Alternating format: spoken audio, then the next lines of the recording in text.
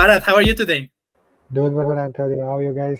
How you guys doing? I'm doing very good, man. So Bharat and I will carry you through this whole second community call. But in this community call, we will talk about what the 72 first hours of rolling beta have meant in terms of statistics.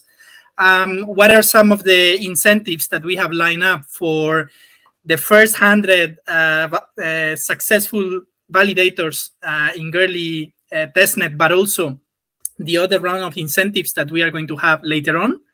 And we will also be presenting three very important people, three very special people today.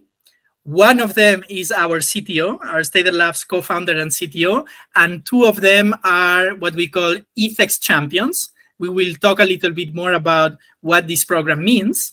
But first, let's go with the introduction of Sid. Sid is our co-founder and CTO. Sid, how are you today?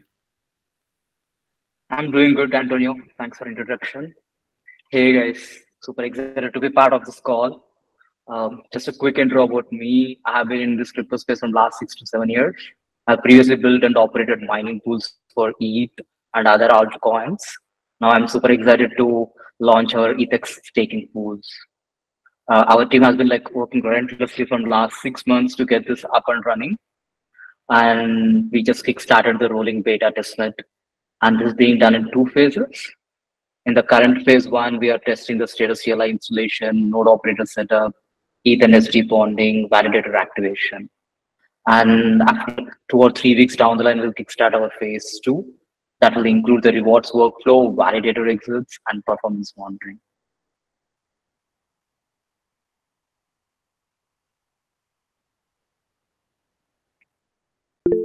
Fantastic, Sid. Thank you very much. I was just saying in the comments, guys, if at any time during the call you have some questions, just drop them there. Again, what we did is that we took the most frequently asked questions in the Discord, and we will be covering some of them here.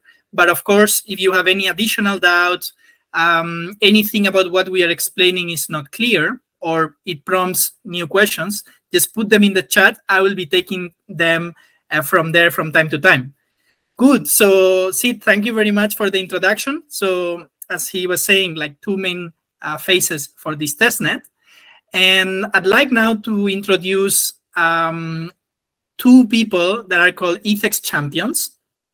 Our ETHx champion program is about empowering members of the community, people that spin up a node, spin up a validator, and are very knowledgeable about Ethereum network and spinning validators, and that can be geographically distributed around the world, that can speak different languages, that can cover different time zones, and then can be a little bit like a big brother, that helps other people troubleshoot their issues, and that helps a lot of beginners get started, right? Because one thing we know for sure that it's going to happen, and we have already seen it in these first 72 hours, is that because we're lowering the capital barrier to just 4 ETH, we are opening the floodgates to a lot of people with anywhere between 4 to 32 ETH that have not had that experience of running nodes before, but are now interested to do so.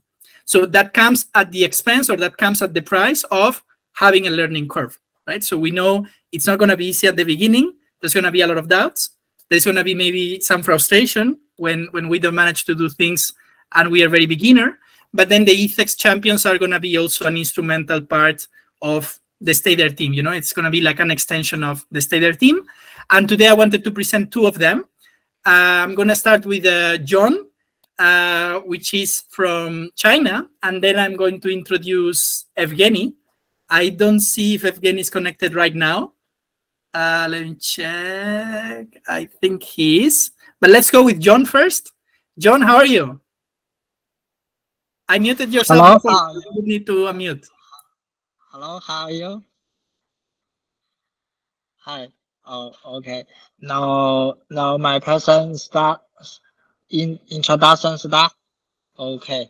Hello everyone. I'm John. Person capital is who has been active in the induction since 218 match in the world capital start with developer of Bitcoin and Ether mini pool.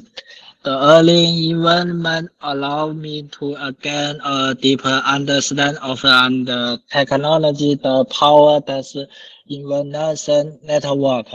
In 2019, I spent my hair by either decentralized application developer. This like a Lido node operator and Rockpool node wrapper.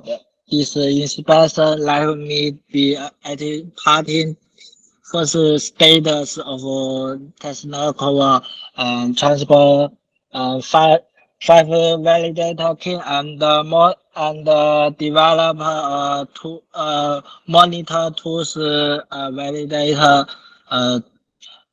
about normal Polygon about notice. Due this team I successful verify Stader CLI by studying for Ether minipool and other awaited 28 Ether deposit required at validator. This has involved allow me access finish project and future my knowledge of the ecosystem. You said that I am excited to be part of the second phase of the Stader tester network. My goal is contributing community by providing insight and to help. Based on my experience in crypto domains. Thank you. Take a listen my introduction. I look forward with all you our shared advice or decentralized technology. Thank you. And John, so what languages you speak, right? Because you can, I mean, you were saying that English is not the language you're more comfortable with, but you'll be particularly able to support node operators in what languages? Node operator language, English and Chinese. Mandarin, right? You also speak a little bit of Bahasa, yes, like Indonesian and Malaysian, or not? Yes. Fantastic. Yes. Okay. Wonderful. Well, that's very interesting. Cool. So, John, it's the first ETHx champion I wanted to introduce you today. And the second ETHx champion I'll be introducing to you today is Evgeny. Evgeny, I don't see you. Just raise your hand or unmute yourself. You can introduce yourself. Well, maybe I'll introduce you in English, right? He asked me to introduce him in English, and then he can introduce himself in Russian language. So Evgeny is 35 years old. He loves blockchain technology very much and believes that we'll be able to achieve a very wide decentralization for the Ethereum network. And that's particularly what he likes about Stader Labs. And so he's saying that if you need any help with a node, with liquid staking, or in general with any products or idea of the ETHx architecture, just tag him in Discord and he'll be able to help you. Evgeny, do you want to unmute yourself and do a quick introduction in your language? I think I might need to give you... Yes, hello. Да, я на английском сегодня не буду разговаривать, я простыл немного, приболел, горло побаливает, а так, да, готов помочь всем на русском языке, на английском тоже, с помощью переводчика, по ноде, по стейкингу, по всем продуктам Стедера. В принципе, могу помочь, подсказать. So we have a very big Russian-speaking node operator community. We do have a very big Russian-speaking community, by the way. So our two community managers are called Konstantin and Valera, and they are themselves running a node with us. So they are very well evangelizing everything about running nodes for the Russian community. And now together with Evgeny as an ETHx champion, I am sure we will give a very good coverage for that particular time zone for everybody also speaking the Russian language.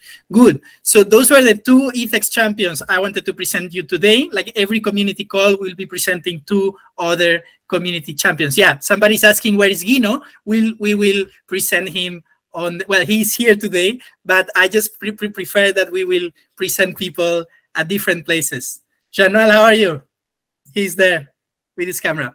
Cool. So I propose that now we do the following. I'm just going to talk a little bit about the statistics of the first 72 hours of the rolling beta. And then, so a little bit of business updates. I will share my screen and show the new version of the ROI calculator. And then I'll hand over to Bharat, where he's going to walk us through with a quick demo of how to set up your own node with Stader. Okay? So, yeah, quick statistics of these first 72 hours. We have more than 300 people having joined the Discord and got the rolling beta tester. Okay?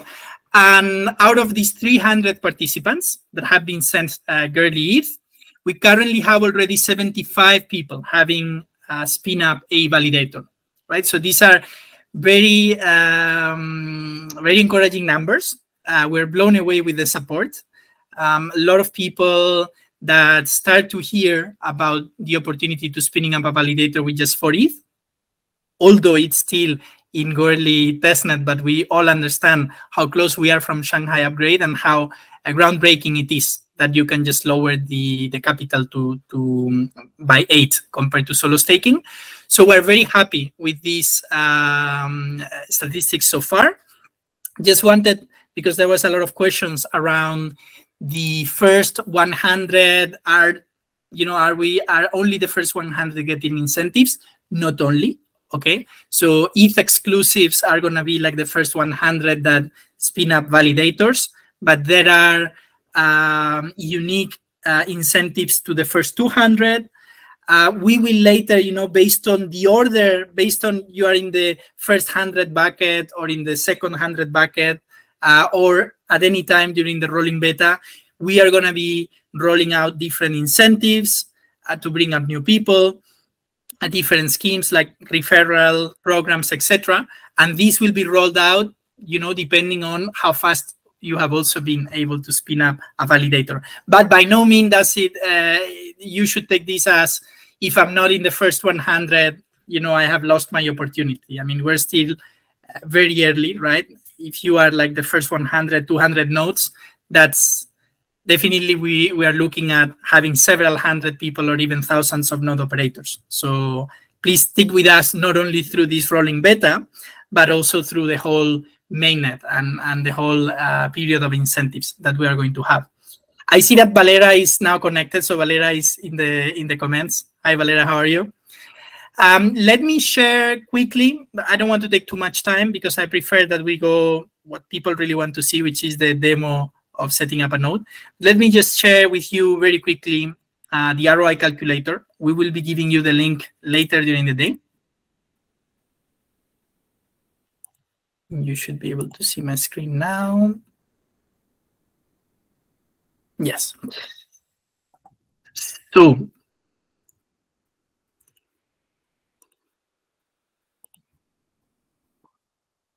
basically the calculator is having what I'm showing you, which is a very summarized and simplistic version of the ROI, and then you have a more detailed calculation down there, right?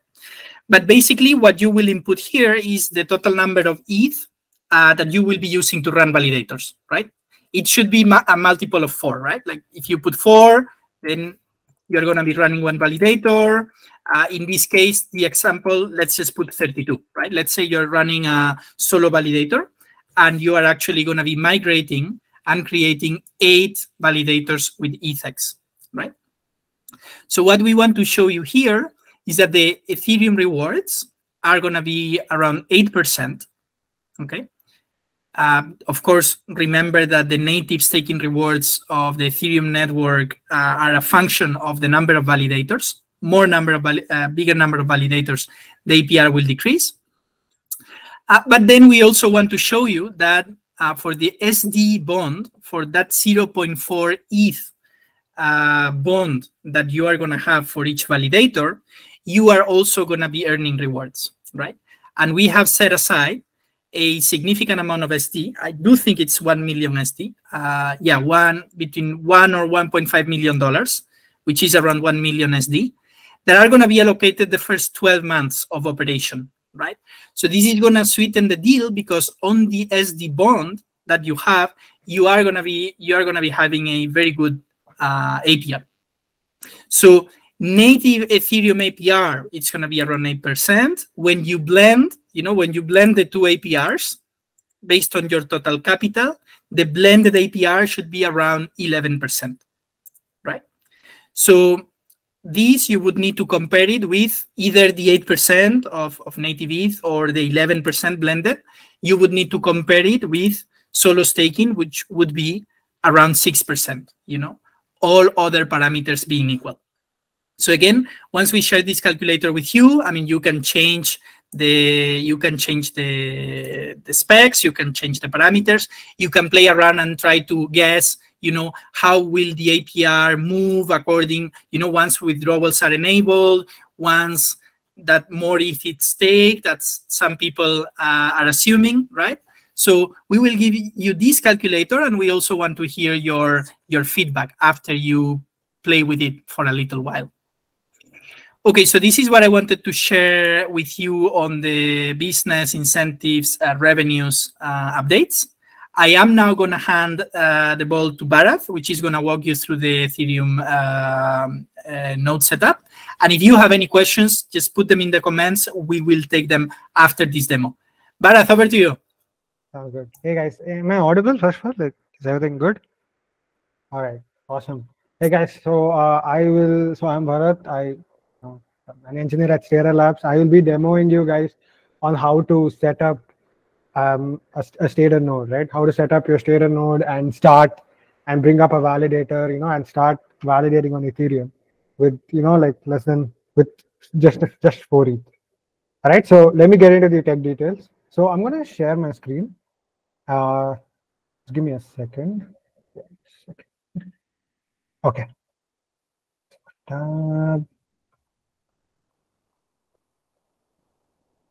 So just guys, let me know when you can see my screen. I get a yes. My screen visible, right? Yes. Awesome. All right, guys. Great. So I'm assuming there are already some NOs who have already started running, as you can see in the Discord, right? I think we've had a really good response. So now I'm going to walk you guys through how you actually set up a Stader node. Right? So this is right from our binary, right from the base step to setting a little bit of your OS to downloading the binaries. All right. So let's download the binaries and installing, configuring it, and registering your node, depositing your 4 ETH for a validator, and also deposit SD as a collateral before you do that. So these are some of the briefly I've just highlighted in a high level. Let me get into the depth. So first of all, I'm using this is an AWS instance, right? This is basically an AWS cloud instance, and I am currently using Ubuntu, right? This is an AWS instance with around 16 GB of RAM, and it has around, if you look at the amount of hard disk, it's around near 2 TB of hard disk. And if you want to look at the specs, you can see that it's running this kernel 5.15. It's an AMD system, and it's Ubuntu, right? I don't particularly care if it's Ubuntu 22 or Ubuntu 20, personally speaking, but you just need to know it's a Debian-based system, and that's the setup we have right now. All right, and I forgot the command to get my RAM usage, but that's okay. We'll just take it for now that it has around 16 GB of RAM. All right, so the first thing we do, the first recommended thing, just when you, and I'm assuming, right, one of the recommended things also is to have a separate machine for your validator nodes, right? That's a highly recommended aspect, that you maintain a separate node. Do not run your Stader node on a machine which is running some other processes, right? Let's just say it's running, if you're a dev, it's probably running an IDE, or if you do some other things, you're doing your daily browsing, you're watching a Netflix and all that. Don't do that. Have a separate machine, because it's usually like right, because this takes up a lot of RAM, a lot of CPU, and a lot of network bandwidth. You ideally want it in a separate machine, right? So yeah, so that, having said that, initially you just want to set up your machine. And also one recommended thing, I would also go for saying that I would ideally recommend you guys to use Linux. It's also a highly recommended thing. We also support Mac OS, both the Intel Mac and the AMD Mac, Intel Mac and the M1 Mac. But the thing I would recommend, right, as a hardcore techie, is use Linux, because Linux allows you to go farther in depth to optimize your performance, to optimize your validator node, right? Because there's one thing running one validator node, but in the future, I'm pretty sure we're going to have a lot of validators at Stader. We're going to run thousands of validators with us. At that time, you're going to want to do some optimizations. You're going to want to do a bit of optimizations to maybe increase your I/O, increase your network speed. Not exactly, you can't increase your network speed, but make some network optimizations, stuff like that. Linux is best suited for that. So that's a recommendation. So now let's just start, right? Initially, you'd want to update all your packages. Should update for Debian. All the Debian guys shout out, like, I love Debian. I've already updated my packages. I'm just updating so that you get all your package sources, all your DPKJ sources. Now you upgrade. This is kind of optional, but just go for it. Like, it's usually a good choice to go for it. So it upgrades all your packages. Usually suggested to do this right before you set up your node. You can ignore that. All right, so I have already installed Stader CLI, but I can also go through that. So if you get let me get the binary links. So in our documentations, if you see, this is the binary link, right? If you see, since I'm running Linux, and I've showed you that I'm running x86-64, which is AMD, I'll just leave out the path for now. I just installed Stader CLI, and you can see that the Linux AMD. What you can just do is just remove the existing binary that I have, because I was using it to set up my machine. So we've installed it. What I can do is I'll just chmod x to make it an executable file, and right, you can see that I'm able to in fact execute it.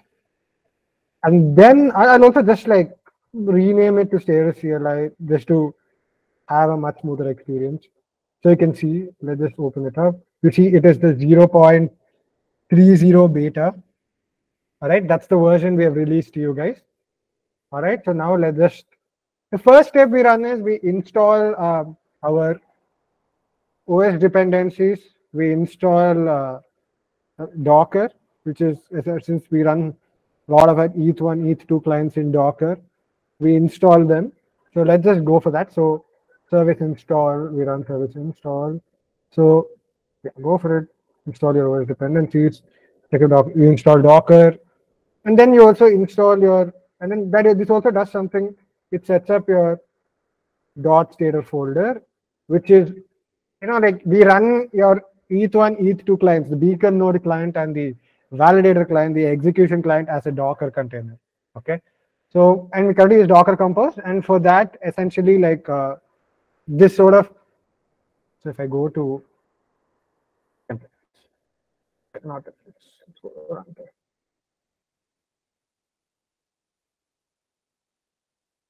so you see these are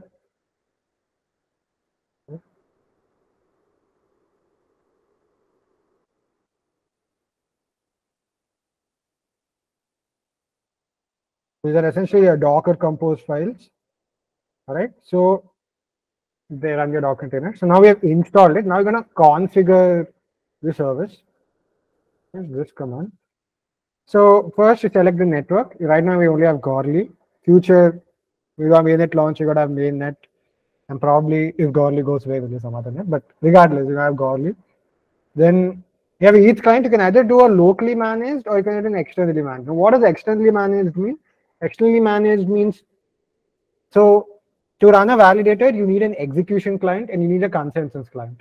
All right, and they talk. Both of them talk with each other through something called an engine API, which I think it's a common interface to talk to both of them. For the execution client to talk to the beacon node, for the beacon node to send transactions to the execution client to validate the transactions. You need both of them, and also you need a validator client which does your attestations, block proposals. So you can choose to run them externally. That is, you can run them in a separate, I would say, an AWS instance, or if you run your on-prem servers, you can run it there, and you can sort of give the URL. So all of these, I mean, at the end of the day, when you run a, let's say you run a get node, right? When you're in Go Ethereum, you're going to expose some RPC. So you just place that RPC, and you similarly also have to give the RPC of your beacon node. All right. This is good if you're running your externally managed node. We recommend locally managed in the sense that we run it for you. Externally managed, if the diligence of running the node falls on the node operator, and we are not responsible for the ETH1 and ETH2 clients, whatever happens to that. But be very careful, because the moment your clients go out of sync, right, your validation and your attestations block proposals are going to, you're going to miss attestations, you're going to fail block proposals, and you're going to get slashed. So that's one thing to keep in mind. When locally managed, so we have a bunch of clients. We highly recommend you to use system recommended here, where we recommend the client. This is mainly for client diversity, right? So that no client dominates the ecosystem. So let us go system recommended. So I got Besu. I kind of like Besu, so it's like nice. System recommended again. Prism is a great client. Now Graffiti. Graffiti is basically when you do a block proposal, it sort of signs with your name. You can put your name, you'll be in the history of Ethereum, right? Like that'll be cool. But for now, I'm not going to keep anything too important. Make sure to keep it less than 16 characters because that's a limit imposed by the execution layer. The next thing is a checkpoint sync. You can start. So basically, I think this is I personally feel the most important feature as of now, in the sense that like this is mainly for your beacon node. You don't want your beacon node. So blockchains is a huge database which is connected, right? In the sense like you have multiple blocks, each block is interconnected with the previous block, right? So the thing is like when you start your clients, you have to sync. You need to sync from Genesis. That's it for execution. Even though there are multiple optimizations done by Get has your snap sync, which is we run that by default. Besu has a fast mode sync, right? Which we currently have not enabled it, but we will probably in the future. So blockchains work on making this easier, but the problem is it usually takes a lot of time. It takes a lot of time to sync your node from Genesis to it, right? Especially for Goerli, like not for Goerli, but for long-running blockchains, it takes a lot of time, right? So, I still remember when I was running a node on Terra, it used to take me a lot of time. So checkpoint URL. So we run a checkpoint URL to speed up the syncing. So you can get a checkpoint URL. I'll just place a link in the chat where you can get your checkpoint URL. This is a good website.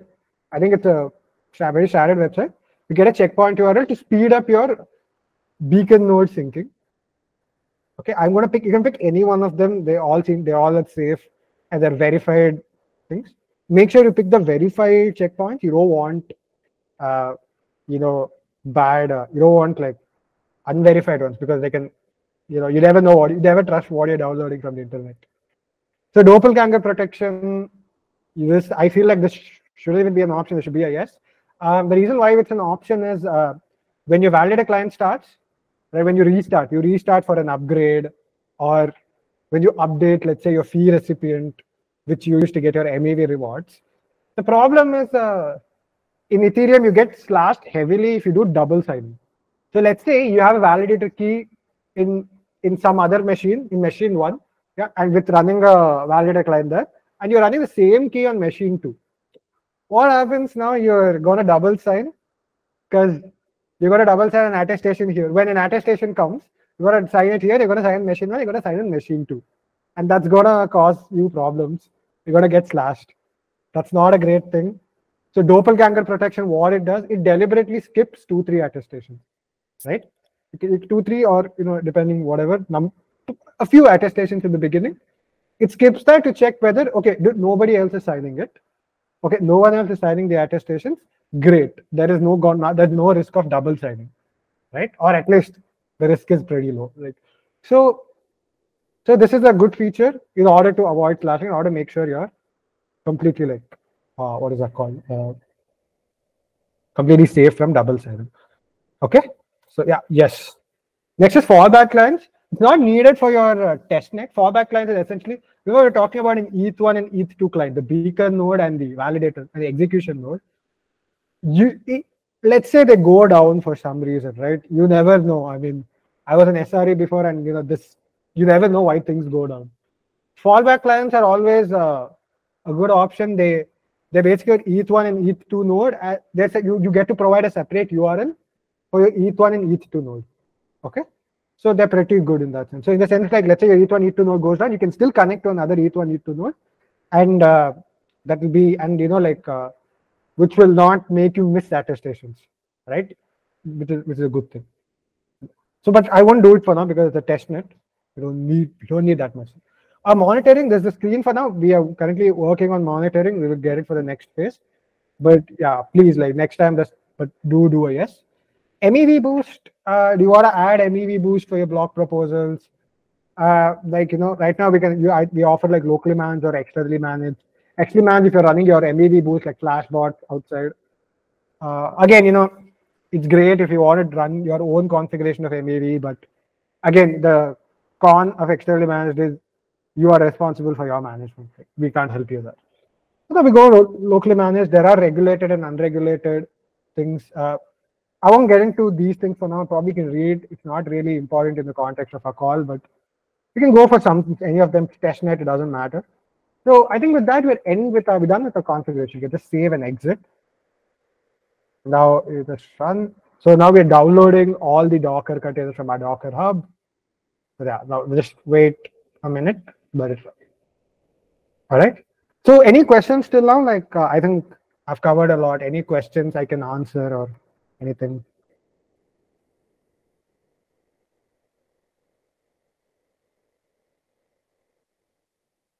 Okay, I'll give 5 more seconds. Any questions like?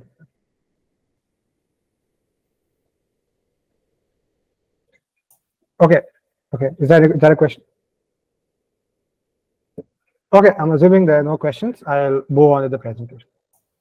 So now, Bharat, there is. Can you check the notes, or I read out loud the question for you? Somebody's asking what firewall rules are required. Oh yeah, that's a good question. Yeah, that's a great question.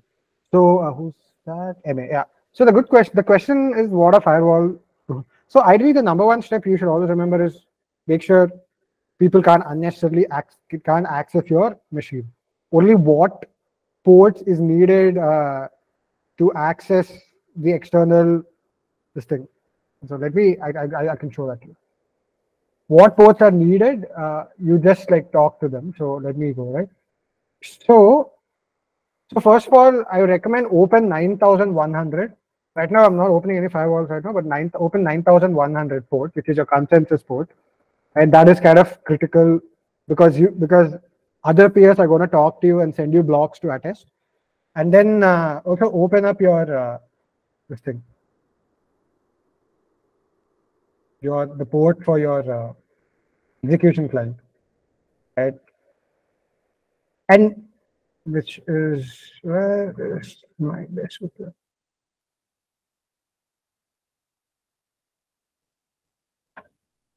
There's one more port. I mean the P2P port. This is your P2P port, the 30303. Please open that up also. Make sure that these are open. The reason is that we need our peers to talk. You are part of a network, and you need your peers to effectively communicate with you. All right. This is a machine just for simplicity on this call.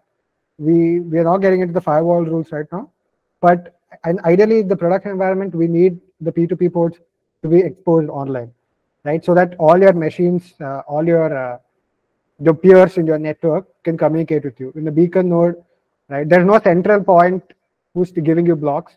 Your peers are going to communicate the blocks to attest the attestations, the attestations you need to do, and you need to talk to your sync communities and all that. So open up your P2P ports and open up your this thing, and also open up your consensus port 9100.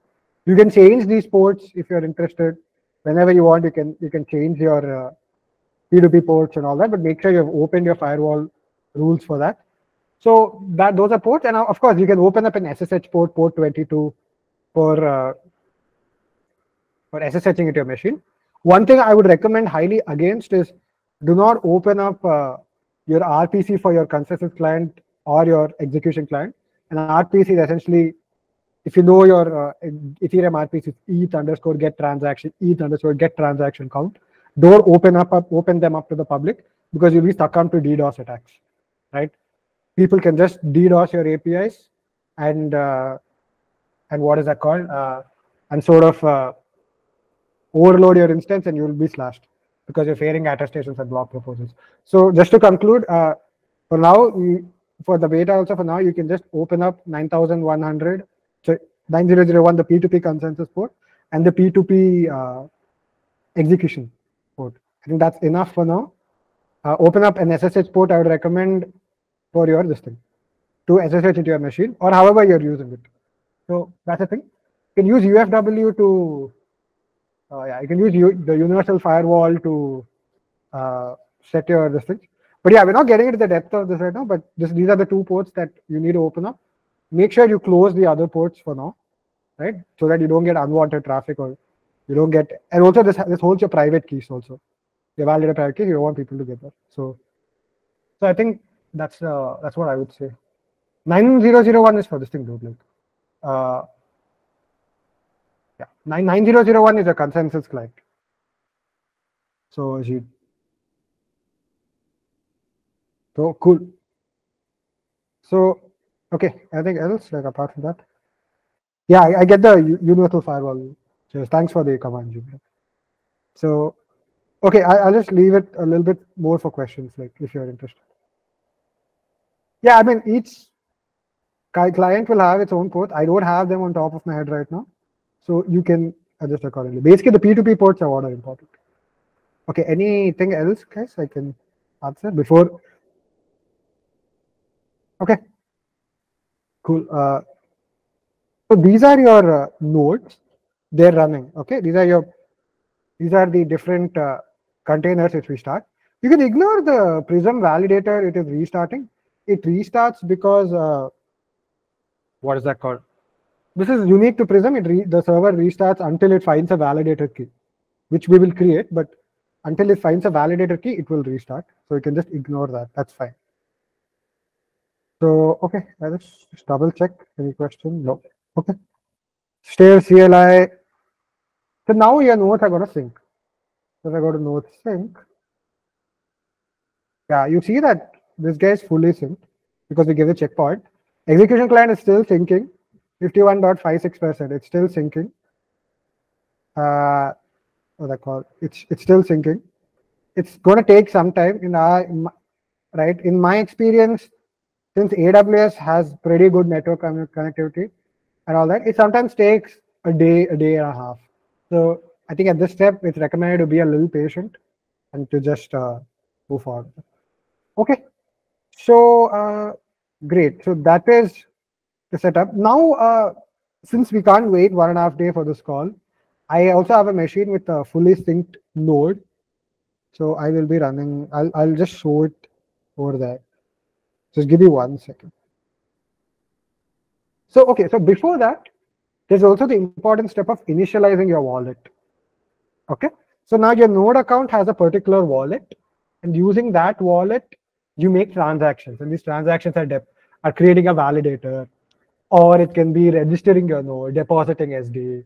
In the future, we'll get into things like you can voluntarily exit your validator, things like that. So you need a wallet with a decent amount of Ethereum to sign these transactions, and you need gas for the transactions.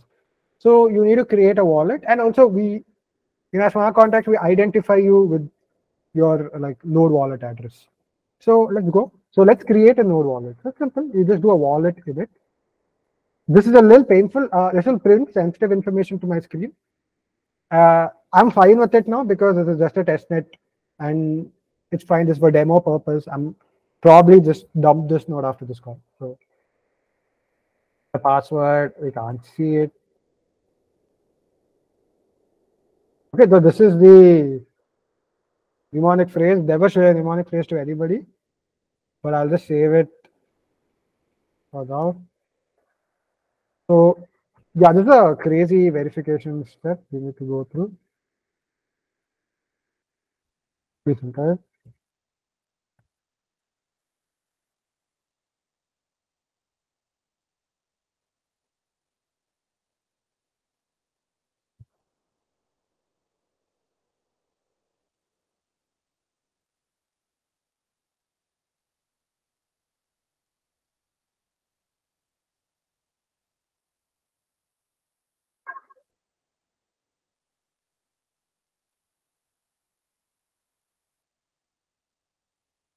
Okay, cool. So this is my node wallet, right? So the sad part is there's nothing much that you can do till these nodes are synced. So that's sort of the sad part. So to avoid that, I'm going to show you guys a node which is already synced, which has a wallet initialized. So let me go to that. 1 second.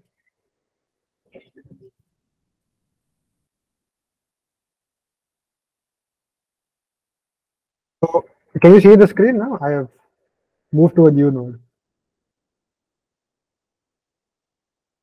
Okay, just checking. My screen visible? Like. Yes, but it is. Okay. So root status. This command shows you the status. So this is the initialized wallet. So if I go to wallet status, which is this, the node account. Okay. So this is the 0x836. This is the node that I created. I just ran the node status command, and you can see the balance. Right? This has 4 ETH, which is enough for creating a validator. There's 980 SD. That's the balance of that. So now we're going to create a validator. The first thing we need to do is register the validator. Okay, this is register, not the validator, sorry, register your operator with Stader. So with our Stader smart contracts, we're going to register the validator. So let's register. Register, you give it an operator name, which can be anything. We're going to name it community call 2, which is discovery call 2. So this is the tricky part. With something we faced a lot of complaints with people. Is this transaction is not going through. That's because of Gorley. Gorley is a little unpredictable. People test a lot on Gorley. I think the gas price sometimes is pretty high. I think yesterday I saw gas price of around 270 Goi, which is the highest I've ever seen.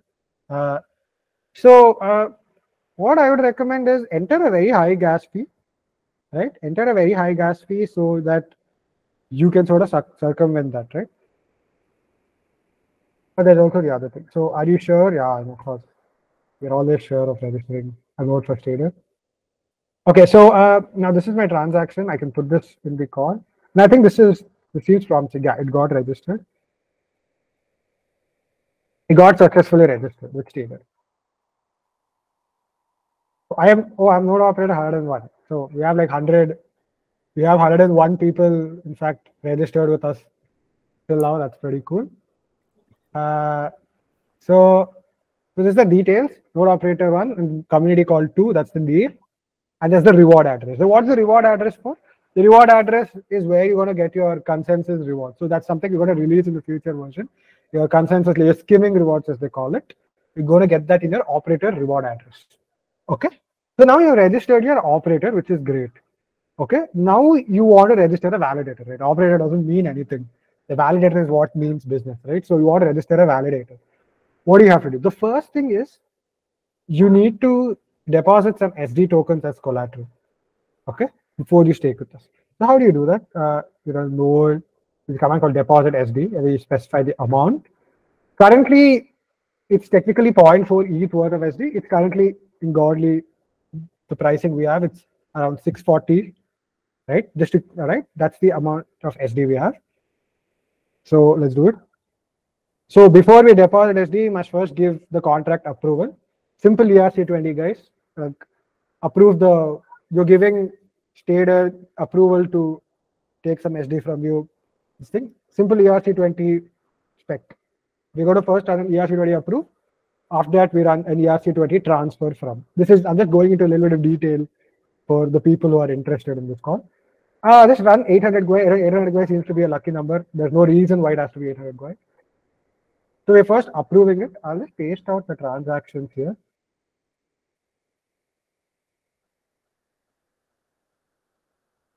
Just wait. Okay, now great. It has been approved. So we're having a good day with Godly today. So after that, now we've approved. Now we need to deposit the SD, right? So again, same thing. Deposit is going to be a transfer from ERC20 call from your account to our SD collateral contract. So let's just. Until you exit your validators, you'll not be able to withdraw your SD. That's something we'll get. Similarly, I'm going to just pass on this transaction. You guys can take a look at the transactions. You want to understand what they're doing, go for it. So now, great. Now you have actually registered your SD. We have deposited 640 SD as collateral, and we have given a prompt saying you can register one validator.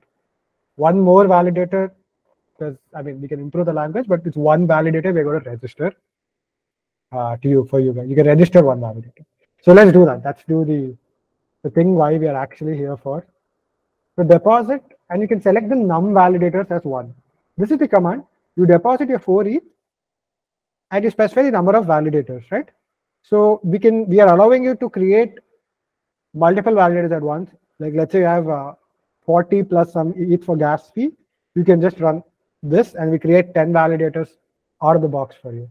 So that's something we do. So now we just run it. 800 is the lucky number. Yeah, make sure guys, running a validator is a long-term commitment. That's an important thing for you guys to know. In the future, like either exit or run it. Another sending another transaction. Great, I think now we are done. We've deposited it. Let's quickly run that node status. Node status is going to be your de facto command going forward with Stader. Everything you do, anything that happens, you just enter this, you're going to get an overview of your node. So you see the registered validator, this is the public key of a validator.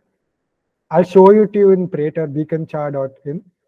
Your validator status is initialized. That is, you have in fact just initialized it. We need to still pair your 4 ETH with 28 ETH. So we just registered it now. This is the withdraw vault. And what is a withdraw vault? A withdraw vault is technically, in Ethereum, you have to specify your withdraw vault. Right? This is a not Stader specific, it's very Ethereum specific. You have to specify your withdraw vault. And when you exit, right, you run a voluntary exit message, right, which you can generate using something like ETH do or something. Your 32 ETH plus your rewards go to your withdraw vault. Okay, so that's what the withdraw vault is, and Stader generates your withdraw vault, and when you exit, everything comes here. So now you create a validator, and just for like now you created a validator. Now I'll show it to you guys in creator or beaconchar.in. It's called, one second, guys. Yeah. Okay, I'm sharing a different tab now. You can see beaconchar.in. So this is the validator we just created. Right? I can in fact just paste it so you know that I'm not showing another validator. Right, I just created this validator. You see, it's been deposited. Right, we've deposited this thing. First of all, like you deposit to a deposit contract in the execution layer. It takes 16 to 24 hours for the thing to go to the consensus. Basically, you have people who are reading these events, not people, but nodes that are reading the events, and and these events go to the beacon chain.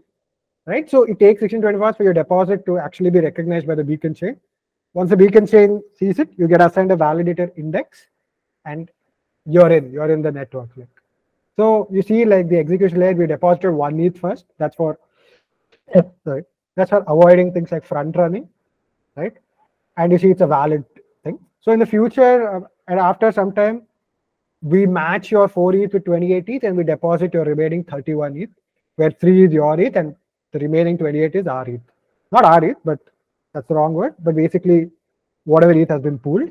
So, so basically, the thing is, basically, you see that we deposited to the, basically, you see right now we've created a validator, and it's basically currently we've deposited a deposit contract, and it has to take some time to go to the beacon chain. It will take probably 16 to 24 hours.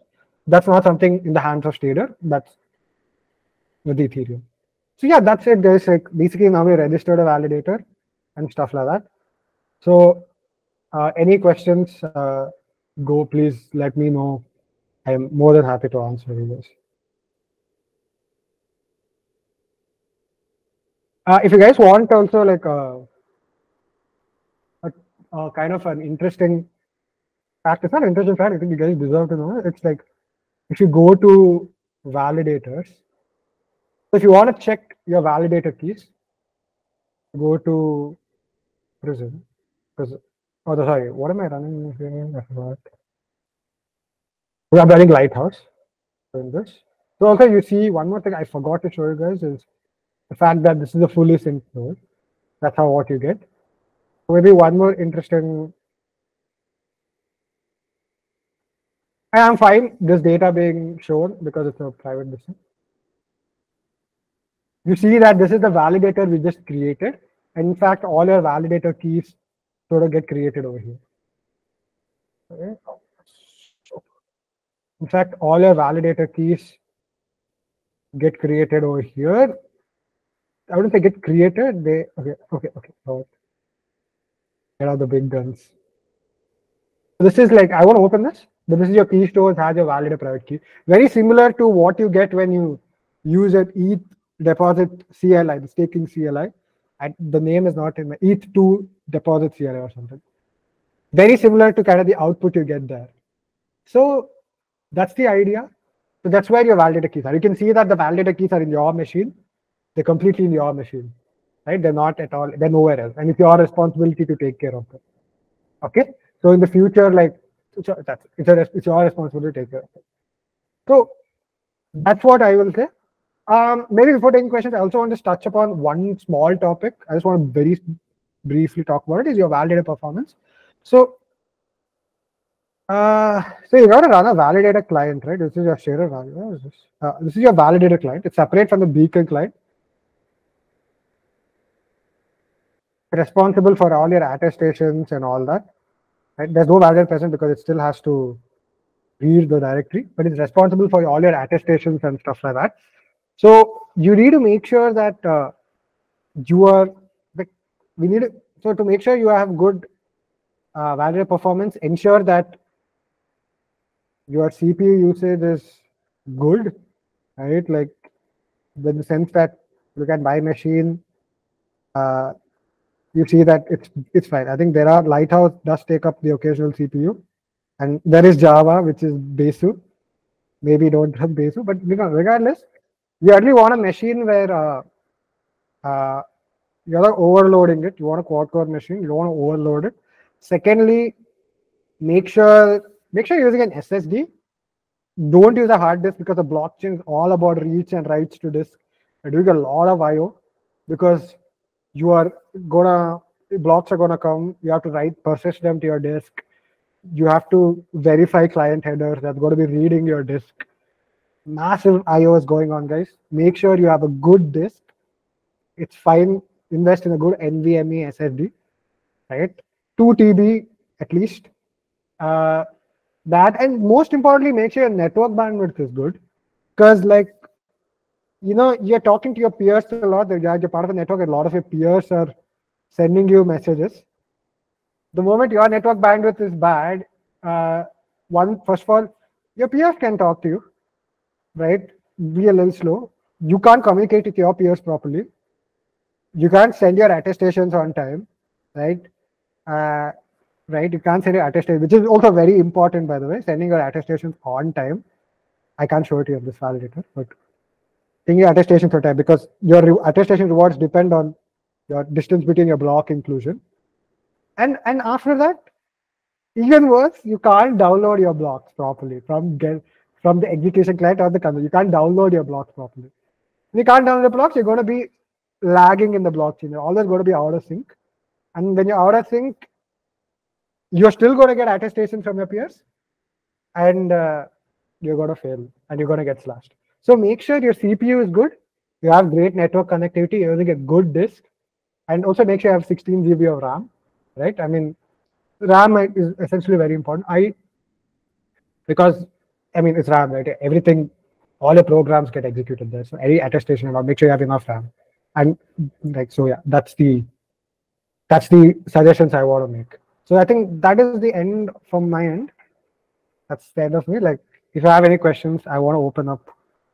Okay, so Gene is asking what could be the reason a validator misses attestations. So Gene, one thing, right? 1-2 validator attestations, if you miss, that's okay. Like, so if you miss one validator attestation once a while, it could be a lot of things, right? So let's just say you're trying to, let's say, get an attestation, and we are running Java, if you see in Besu, for some godforsaken reason, the garbage collector runs.